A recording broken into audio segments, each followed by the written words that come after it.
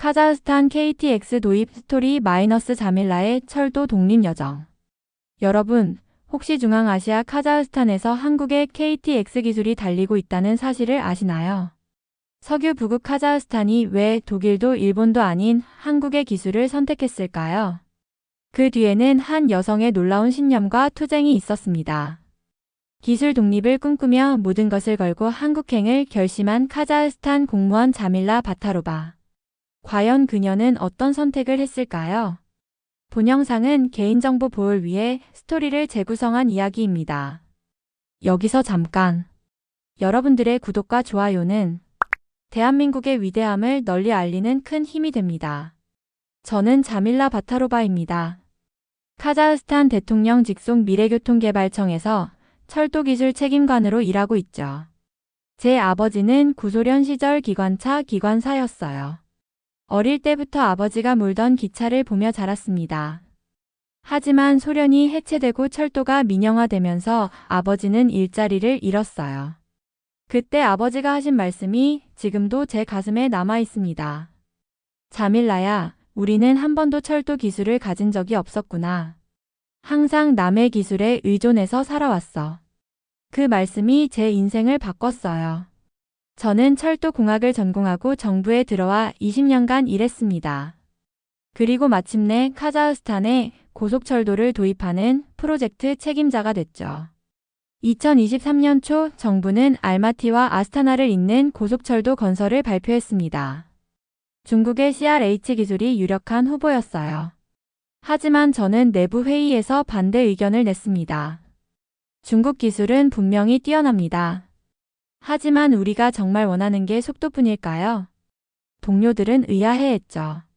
고속철도에서 속도보다 중요한 게 뭐가 있느냐고 물었습니다. 저는 대답했어요. 기술 독립입니다. 중국 측에서 제안한 조건을 보고 충격을 받았습니다. 완성차 공급에 유지보수 10년 전속 계약, 그리고 기술 이전은 전혀 없다는 내용이었어요. 우리는 영원히 중국에 의존해야 한다는 뜻이었죠. 일본과 독일도 마찬가지였습니다. 기술력은 세계 최고지만 조건은 비슷했어요. 우리가 할 수 있는 건 돈을 주고 완성품을 사는 것뿐이었습니다. 부처 내 간부들은 달랐어요. 김 국장이 말했습니다. 자밀라 책임관, 검증된 기술이 가장 안전한 거 아닙니까? 왜 굳이 모험을 하려고 하죠? 박 과장도 거들었어요. 중국 고속철은 이미 세계 곳곳에서 검증됐잖아요. 우리가 실험 대상이 될 필요는 없지 않겠습니까? 하지만 저는 포기할 수 없었어요. 아버지의 그 말씀이 계속 떠올랐거든요. 또다시 남의 기술에 의존하며 살 수는 없었습니다. 그때 제 마음속에는 한 가지 의문이 계속 맴돌았어요. 정말 다른 방법은 없는 걸까? 기술을 배우면서 동시에 독립할 수 있는 방법 말이에요. 2023년 6월 어느 날 오후 제 사무실 문이 조심스럽게 열렸습니다. 익숙한 얼굴이었어요. 알리안이었죠. 3년 전 한국으로 유학을 떠났던 우리 청년이었습니다. 자밀라 선배님 안녕하세요. 목소리가 달랐어요. 떠날 때는 수줍음 많은 청년이었는데 이제는 뭔가 단단한 확신이 느껴졌습니다. 얼굴에도 자신감이 묻어났죠. 알리안. 언제 들어왔나? 서울대학교에서 철도공학 석사 마쳤다고 들었는데. 네, 지난주에 귀국했어요. 선배님을 꼭 뵙고 싶어서 바로 찾아왔습니다. 그의 눈빛이 반짝였어요. 마치 중요한 비밀을 간직한 사람 같았죠. 가방을 조심스럽게 열더니 두꺼운 자료집을 꺼냈습니다. 선배님, 이걸 보시면 놀라실 거예요. 자료집 표지에 한글과 영어로 적힌 제목이 보였어요. 코리안 IAILWAY 테크놀로지 트랜스퍼 프로그램. 기술 이전 프로그램이라니 처음 듣는 말이었습니다. 한국에서 뭘 보고 왔길래 그렇게 자신 있어 보이나? 알리안이 의자에 앉으며 천천히 입을 열었어요. 선배님, 한국은 우리가 걸어가야 할 길을 이미 지나온 나라입니다. 무슨 뜻인지 도무지 이해할 수 없었어요. 한국이요? 철도 기술로 유명한 나라는 독일, 일본, 프랑스 아닌가요? 알리안이 자료를 펼치며 설명하기 시작했습니다. 1994년 한국도 우리와 똑같은 고민을 했어요. 고속철도를 만들고 싶지만 기술이 없었죠. 그래서 프랑스 TGV 기술을 도입했습니다. 그럼 결국 기술 종속이었잖아. 아니에요, 선배님. 여기서부터가 달라요. 알리안의 목소리에 열정이 묻어났어요. 마치 감동적인 영화를 본 사람처럼 말이죠. 한국은 단순히 완성품을 사온 게 아니었어요. 기술 이전 계약을 맺고 프랑스 엔지니어들과 함께 일하며 모든 기술을 배웠습니다. 그리고 20년 후 지금은 자체 기술로 다른 나라에 수출까지 하고 있어요. 그 말에 제 가슴이 두근거리기 시작했어요. 정말 그런 일이 가능할까요? 기술을 배워서 독립할 수 있다는 말일까요? 증거가 있어요, 선배님. 알리안이 자료집을 넘기며 보여줬어요. 인도네시아, 터키, 사우디아라비아. 한국이 철도 기술을 수출한 나라들 목록이었습니다. 이 모든 프로젝트에서 한국은 기술 이전을 포함시켰어요. 완성품만 팔지 않고 기술을 가르쳐줬다고요. 제 손이 떨렸어요. 이런 나라가 정말 있었다니. 그런데 왜 우리는 몰랐을까? 선배님, 솔직히 말하면 한국도 처음에는 큰 나라들에 밀려서 주목받지 못했어요. 하지만 이제는 다릅니다. 알리안이 다른 페이지를 펼쳤어요. 한국형 EMU250 모델의 사진이 나왔습니다. 이게 바로 우리에게 필요한 거예요. 기술 이전은 물론이고 우리 사막 환경에 맞춰 새로 설계도 가능하답니다. 사막 환경이라고요? 정말 우리나라 상황을 고려해준다는 뜻일까요? 선배님, 제가 한국에서 3년 동안 본 건 기술만이 아니었어요. 진짜 파트너가 되려는 마음을 봤습니다. 알리안의 눈에 눈물이 맺혔어요. 무슨 일이 있었던 걸까요? 처음 한국에 갔을 때 저는 아무것도 몰랐어요. 언어도 문화도 다 낯설었죠. 하지만 한국 사람들은 저를 가족처럼 대해줬어요. 기술도 숨김없이 가르쳐줬고요. 그의 목소리가 떨렸어요. 선배님, 한국 사람들이 저에게 이런 말을 했어요. 우리는 혼자 성공하려는 게 아니라 함께 성장하고 싶다고요. 그 순간 제 가슴이 뜨거워졌어요. 정말 그런 나라가 있을까요? 기술을 파는 게 아니라 함께 만들어가는 나라 말이에요. 알리아나 정말 확신하니? 네, 선배님. 제 3년이 거짓말하지 않아요. 내부 반대가 심했습니다. 한국? 들어본 적도 없는 기술이라며 고개를 저었어요. 하지만 저는 소규모 실사단을 구성해서 한국에 가보자고 제안했습니다.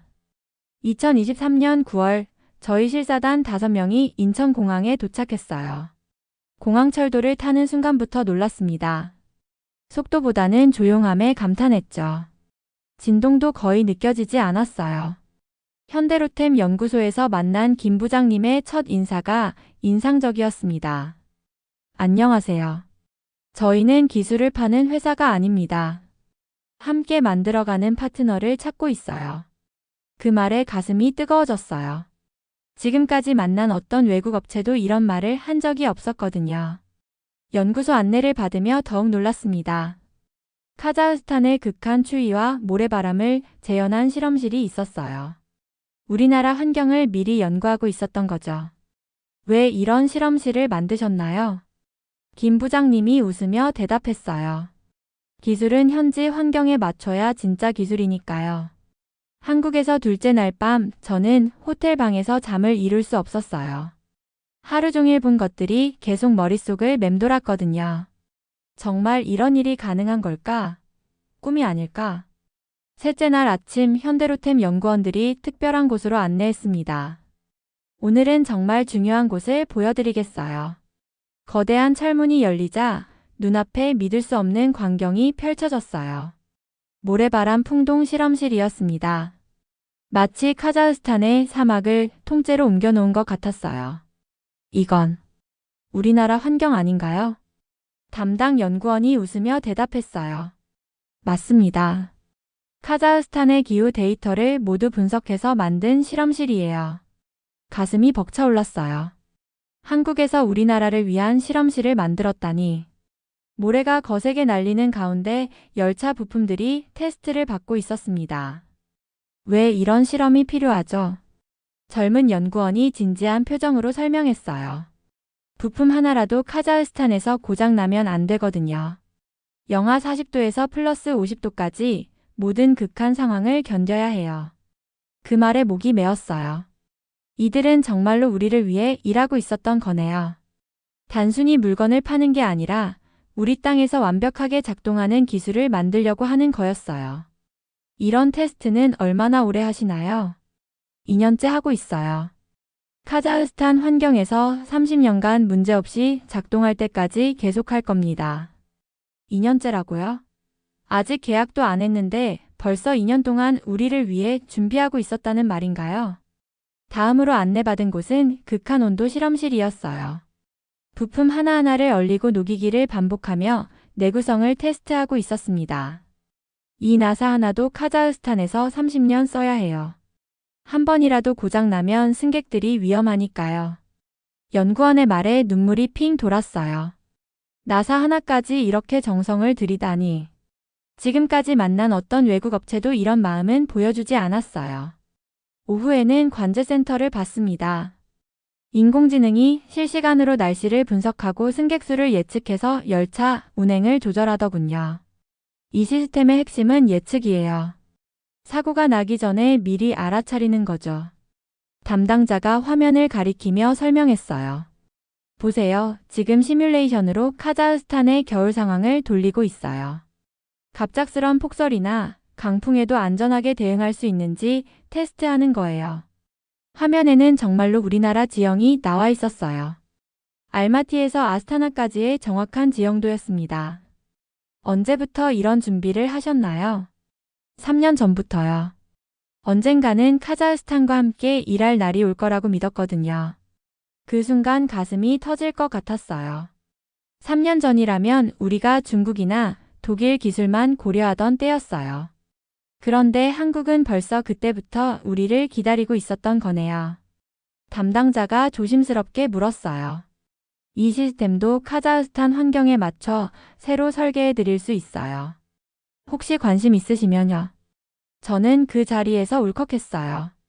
정말 눈물이 날 것 같았습니다. 왜 이렇게까지 해주시는 거예요? 그 질문에 담당자가 잠시 생각하더니 대답했어요. 저희도 30년 전에는 아무것도 없었어요.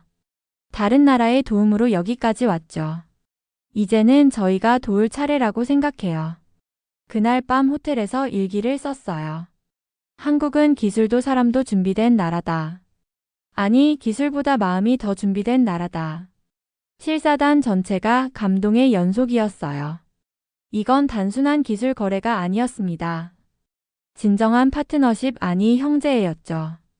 인천공항을 떠나며 마음이 무거웠어요. 한국에서 본 모든 것들이 꿈만 같았거든요. 정말 우리도 저런 파트너를 만날 수 있을까? 하지만 현실은 만만치 않을 거라는 걸 알고 있었어요. 과연 그랬습니다. 사무실에 도착하자마자 김 국장이 찾아왔어요. 자밀라 책임관, 한국 다녀온 소감이 어때요? 목소리에서 이미 비웃음이 느껴졌어요. 저는 최대한 차분하게 대답했습니다. 놀라운 기술력이었어요. 특히 우리 환경을 고려한 설계 능력은. 아, 그래요? 그런데 독일 기술도 아닌데 뭔가요? 한국이 언제부터 철도 강국이었나요? 김 국장의 목소리가 날카로워졌어요. 박 과장도 거들었습니다. 너무 모험적이에요. 검증되지 않은 기술로 실패하면 누가 책임질 건가요? 하지만 한국에서 본 게 뭐가 있다고요? 쇼케이스 몇 개 본 거 가지고 전체를 판단할 수는 없죠. 가슴이 답답했어요. 어떻게 설명해야 할까요? 한국에서 느꼈던 그 진심을, 그 철학을 어떻게 말로 표현할 수 있을까요? 김 국장님, 저희가 본 건 단순한 기술이 아니었어요. 진짜 파트너십이었습니다. 파트너십이요? 좋은 말이지만 현실은 다르죠. 계약서에 명시되지 않은 건 믿을 수 없어요. 며칠 동안 이런 논쟁이 계속됐어요. 동료들 대부분이 회의적이었습니다. 안전한 길을 택하자는 목소리가 컸죠. 그런 상황에서 보고서를 써야 했어요. 밤마다 사무실에 남아서 키보드를 두드렸습니다. 한국에서 봤던 모든 것들을 정리하면서 눈물이 났어요. 정말 좋은 기회인데 놓쳐버리는 건 아닐까? 그런데 보고서를 쓰던 중 큰일이 생겼습니다. 밤 11시쯤 핸드폰이 울렸어요. 자밀라야, 빨리 와. 아버지가 쓰러지셨어. 어머니의 다급한 목소리였어요. 심장이 쿵 내려앉았습니다. 택시를 타고 병원으로 달려갔어요. 응급실에 도착했을 때 아버지는 이미 중환자실로 옮겨진 후였어요. 심장마비였습니다. 의사가 말했어요. 많이 위험한 상태입니다. 지켜봐야겠어요. 그날 밤 중환자실 앞에서 밤을 새웠어요. 유리창 너머로 보이는 아버지는 너무 작아 보였습니다. 온갖 기계에 둘러싸여 누워 계신 모습이 가슴을 찢었어요. 아빠, 왜 이러세요? 제가 아직 해드릴 말씀이 많은데. 어머니도 옆에서 울고 계셨어요. 평생 철도 일만 하시더니 이제 편히 쉬셔야 하는데. 저는 아버지 손을 잡고 중얼거렸어요. 아빠, 제가 한국에서 봤던 얘기 해드릴게요.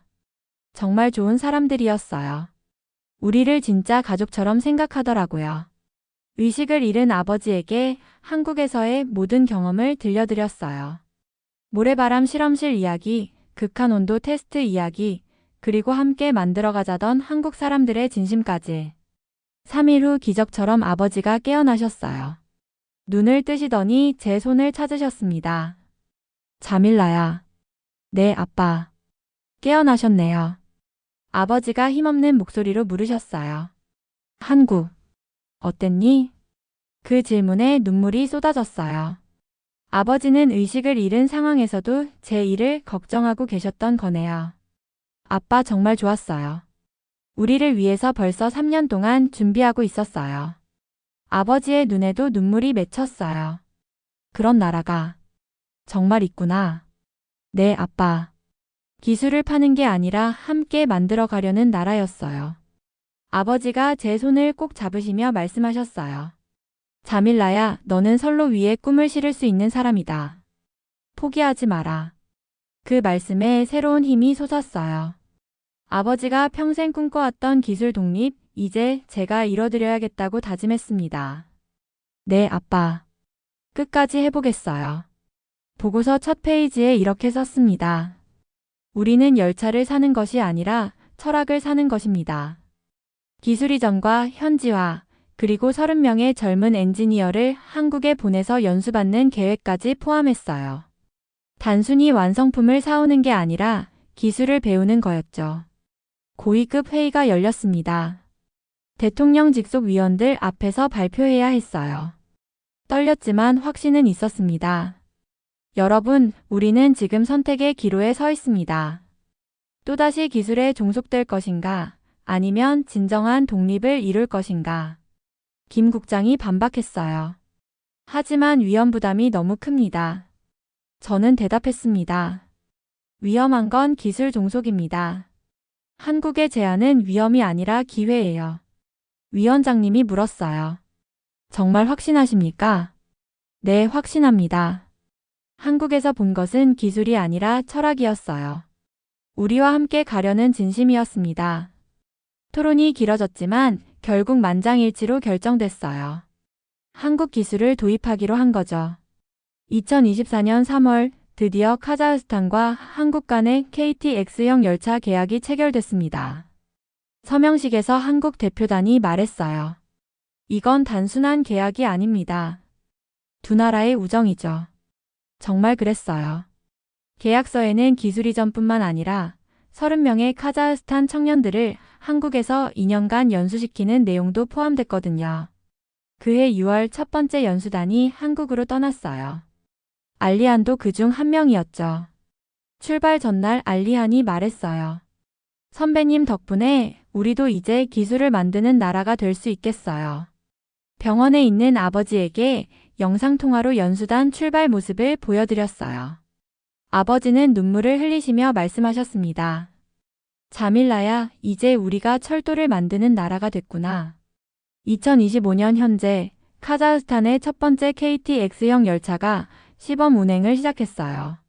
한국에서 연수받은 젊은 엔지니어들이 직접 정비하고 운영하고 있습니다. 더 중요한 건 이제 우리도 다른 나라의 기술을 전수할 수 있게 됐다는 거예요. 우즈베키스탄과 키르기스스탄에서 기술 협력을 요청해 왔거든요. 아버지가 꿈꾸던 기술 독립 이제 현실이 됐습니다. 한국이라는 진정한 파트너를 만나서 가능한 일이었어요. 선로 위를 달리는 건 열차가 아니라 희망입니다. 그리고 그 희망은 이제 우리 손으로 만들어가고 있어요. 오늘의 사연은 여기까지입니다. 지금까지 미라클 대한민국 저는 윤서였습니다. 여러분의 생각을 댓글에 작성해주세요. 또한 대한민국의 위대함을 널리 알리기 위해 구독, 좋아요로 함께 해주세요. 오늘도 좋은 하루 되세요. 감사합니다.